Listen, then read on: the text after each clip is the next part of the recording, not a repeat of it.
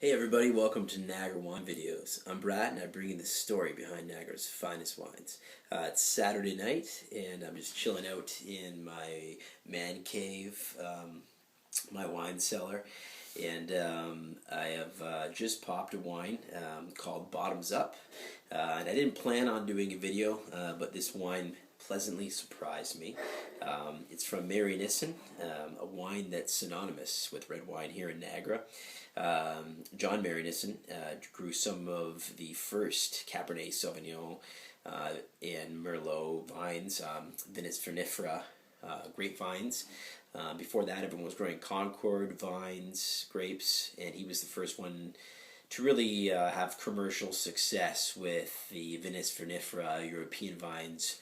Bring it here to Niagara, make some really nice wines. So he's got probably the oldest vines on the property. Unfortunately, John Marynissen passed away a couple years ago, and the torch has been handed to a very talented winemaker, Jeff Hundertmark, and he is processing and making the wines much like John Marynissen.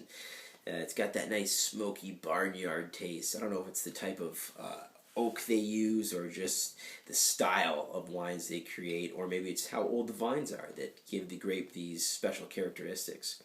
The wines are always really earthy, nice spicy cherry notes come through. This wine is called Bottoms Up. It is a take on wines, the sediment that goes to the bottom, which is called valize, and that's dead yeast and part of the tannins and everything that they usually rack off the wine, to clear it, to filter it.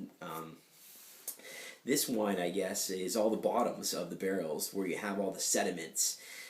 So you make a blend out of all those wines. And the nice thing about that is a lot of the flavor characteristics are kept on the lees. So you'll see more often now in Chardonnay, for instance, they leave it to sit on the lees longer to impart some of these neat flavors that the natural yeasts impart into the wine. So it produces maybe a little rugged wine, more interesting flavors in my opinion. So I'll just show you the bottle here. It's from a 2009 vintage, which was not the greatest vintage in Niagara. A little bit cool and rainy, but some folks, if they really crop back the vineyard and isolated the flavors in just a few grape clusters, they ended up with nice wines. Marynissen, to my knowledge, is all hand harvested and all barrel fermented. So just check out the label here, 2009, Bottoms Up. So there's the play on words. It's all the bottoms of the barrels, right? This is a really, really big mix.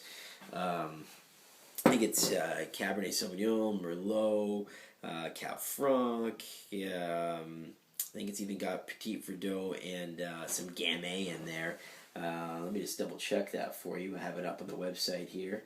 We have Cabernet Sauvignon, Merlot, Cab Franc, Syrah, Malbec, and Gamay. So no Petit Syrah in there, but it does have, which is an odd mix, right? Syrah and Gamay. So you got Syrah from their own region, you got Gamay from Burgundy, and then you got Bordeaux varietals, Malbec, Cabernet Sauvignon, Cab Franc, and Merlot. So really weird and funky mix. Pour the wine here for you guys. A little bit lighter in color, but nice garnet. But what do you expect? It's kind of a mix, right? What do you call that? A hound. It's kind of like a hound dog wine here. The nose gives you nice smoky, creamy vanilla. Really get that old wet wood baked in there. Palate is really funky. I tasted this already. Oops, sorry.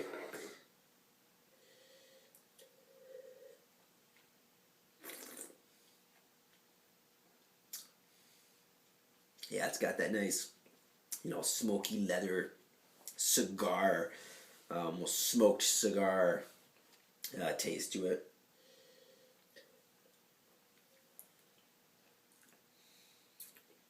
Real kind of like wet wood in there as well.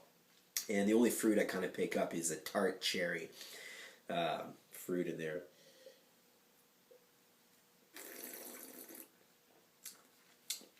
Drinking the wine because it's Saturday night.